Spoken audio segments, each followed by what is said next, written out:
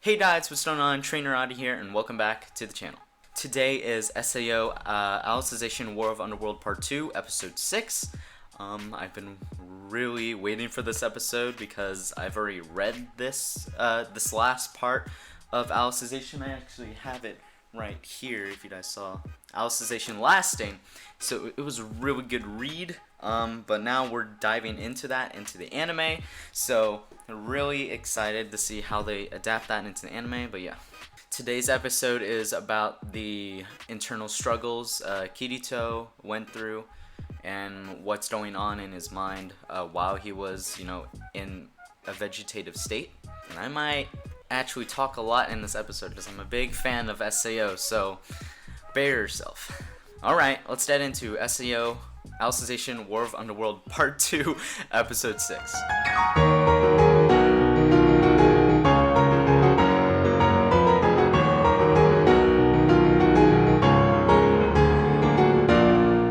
Alright, so here we are into the episode. The beginning, started where last week's episode left off, Kirito at school. And then we started hearing voices, going around Kirito. And throughout this, we also saw Alice and we also saw Yu-Gi-Oh!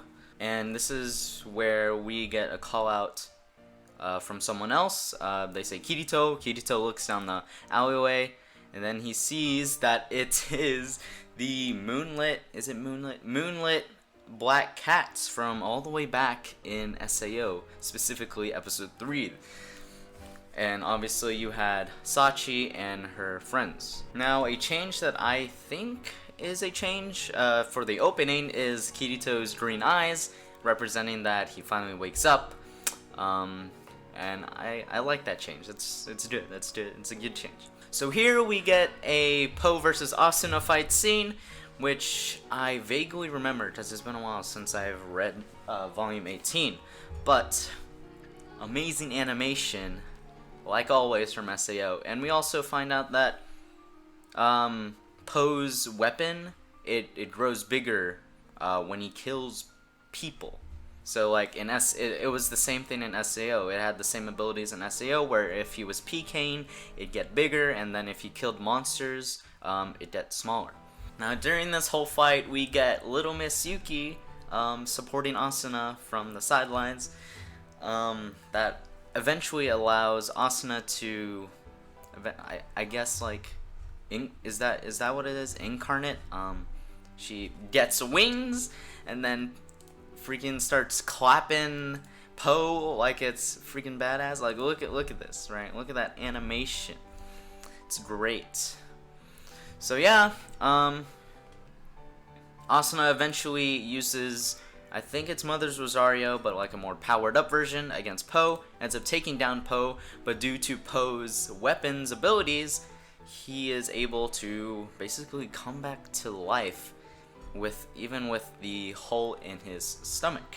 Then we cut back to Kirito's mind, and right now it's him in his original gear when he joined the Moonlit Black Cats. And it's basically going through all of his memories, all his trauma. So obviously his first set of trauma was this disaster, where the Moonlit Black Cats got stuck in a trap and they ended up dying, especially Sachi. We obviously knew that this was a very heavy toll on Kirito, but we didn't, well, in the animes anyway, we didn't see a lot of how it affected him. We saw in the original SAO how that caused him to not join a guild anymore after this whole incident. That's why he went solo. Now during this, we get Kirito breaking down. He's like, no more. I don't want to see anymore. He doesn't want to hear anymore. This is what literally not only the Alicization arc that was all built up by SAO, by ALO, by GGO, and by Ordinal Scale, but as well as Kirito's experiences, all his experience from the Moonlit Black Cats to the disaster in ALO with Sugo, with the Phantom Bullet arc, with Death Gun, with the Ordinal Scale movie, it all led up to this, like all of his memories. This is him finally breaking down. So while he's, down on the floor, breaking down, we get flashbacks of the memories. Like here is the Kirito versus Sugo fight.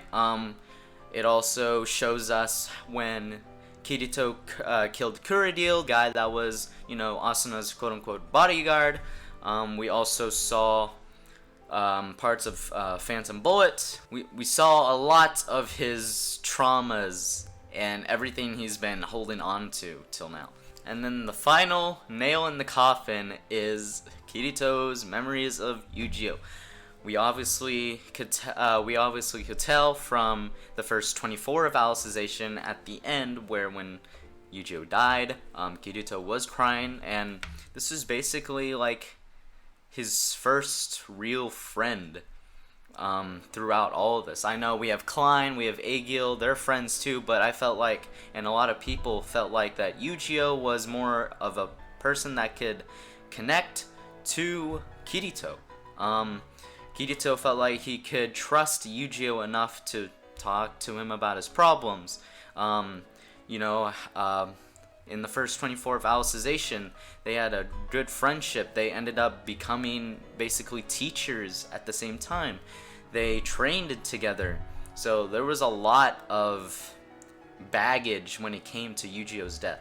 So in the last episode, we saw Higa, using Sugu's, Asuna's, and Sinon's memories to hopefully reconstruct Kirito's Fluctlight, and we end up seeing Asuna, Sinon, and Sugu in Kirito's mind, and he ends up saying that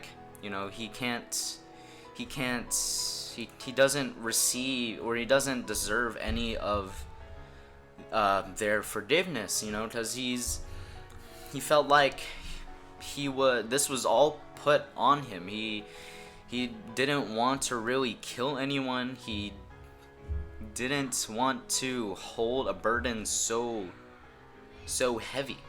Now during this, we see Higa, trying to work on the Fluctlight reconstruction. Obviously, you have Solus, Sinon, Terraria, Sugu, and Stacia Asuna. And while Higa's, trying to reconstruct it, Yu-Gi-Oh! Pops up, or there's his unit ID WLSS703. And he's like, what's going on? So Yu-Gi-Oh! Also ends up popping up alongside Asuna, Sinon, and Sugu.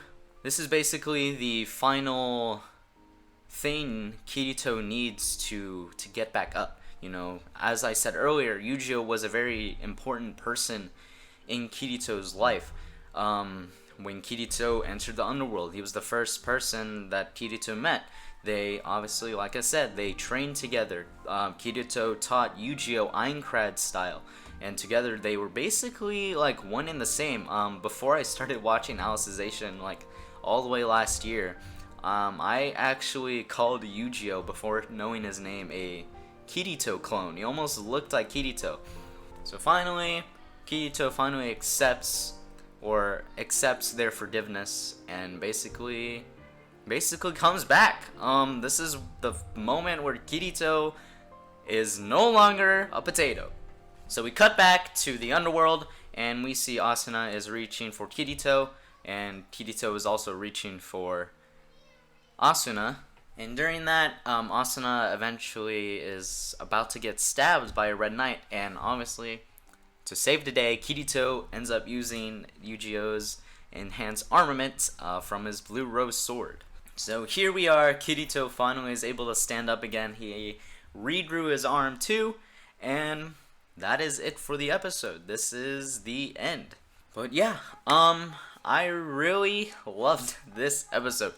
I felt like they could have done Kirito's internal struggle a little bit better, but I think it was done pretty well. I'll have to reread that chapter to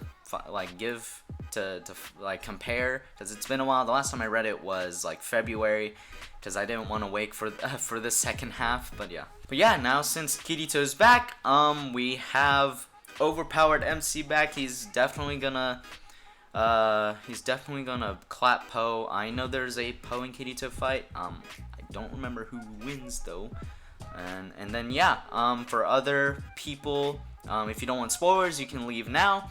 But Kirito ends up fighting Gabriel. Should be obvious. I mean, he needs to save Alice.